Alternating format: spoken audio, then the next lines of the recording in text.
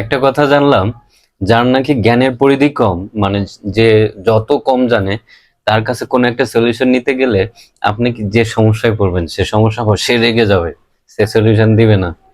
এই বিষয়টা জানার পর আমার খুব ভালো লাগছে এবং আমি চিন্তা করে দেখলাম আসলে কিন্তু তাই।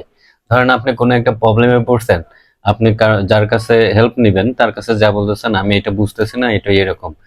তার প্রবলেম সলিউশন করার যতটুকু জ্ঞান আছে ততটুকু পর্যন্ত সে ট্রাই করবে। যখন তার ট্রাই করা শেষ, মানে তার জ্ঞানের পরিধি শেষ, তখন সে আপনার উপর রেগে যাবে, এরকম করবে।